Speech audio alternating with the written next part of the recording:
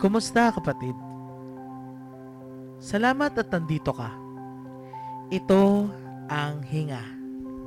Isang espasyo para sa mga kaluluwang pagod.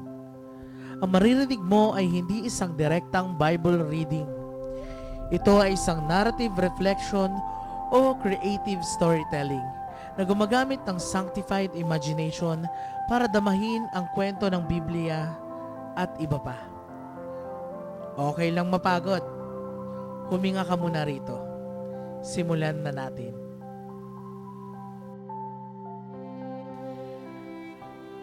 Isipin nyo, ang taong 1904, sa liblib na kabundukan ng Garo sa India, isang lugar na kilala sa dahas, kilala sa pamumugot ng ulo. Pero sa gitna ng dilim, may isang liwanag na tumagos. Isang lalaking nagngangalang Nokseng. Tinanggap niya si Kristo at dahil dito, nagalit ang buong tribo. Hinila siya ng dato sa gitna ng nayon, kasama ang kanyang asawa, kasama ang dalawa niyang anak. Ang utos ng dato ay simple lang. Itakwil mo ang Diyos o papatayin ko ang pamilya mo.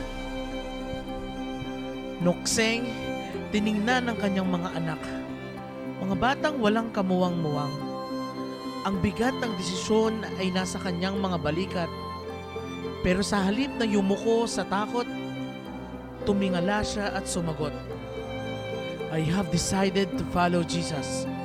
No turning back. Sa isang iglap, pinatay ng mga kawal ang kanyang dalawang anak. Bumagsak sila. Sa harapan niya, duguan, wala ng buhay. Nagdilim ang paningin ng dato. Itinutok naman ang patalim sa asawa ni Nokseng. Huli na ito. Iligtas mo ang asawa mo. Itakwil mo na yang Jesus na yan.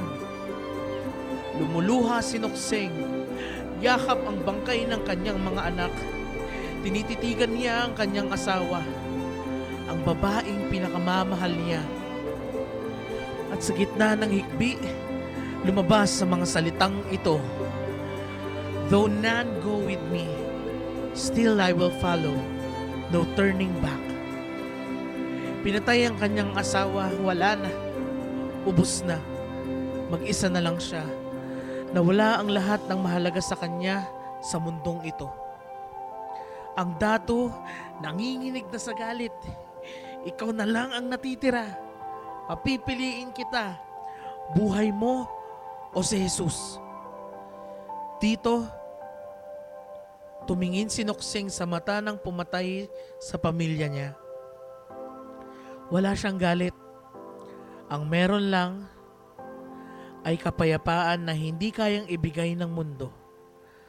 Ang huling sagot niya ay naging awit ng kasaysayan. The cross before me, the world behind me, no turning back. Pinatay siya, doon natapos ang buhay ni Nokseng.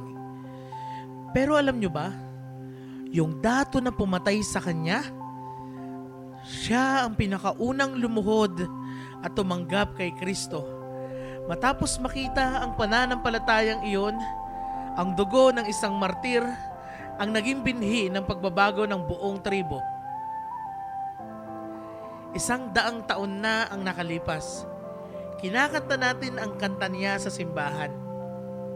Pumapalakpak tayo, masaya. Pero naiintindihan ba talaga natin ang kinakanta natin?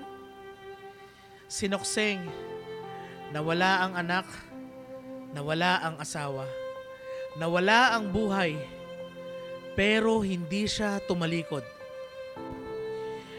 Ikaw, tayo, mawalan lang ng kaibigan. Ayaw na natin, di ba? Bubagsak lang minsan sa exam. Kino-question na natin ang Diyos. Mawalan lang tayo ng mahal sa buhay o karelasyon. Tatalikuran na natin ang pananampalataya. Nakakaya naman kay Nokseng. Nakakaya sa krus na tinanggap niya. Kaya kapatid, Sa susunod na kantahin natin ang No Turning Back, tanungin muna natin ang sarili natin. Handa rin ba akong mawalan ng lahat para sa Kanya? The cross before me, the world behind me. No turning back, no turning back.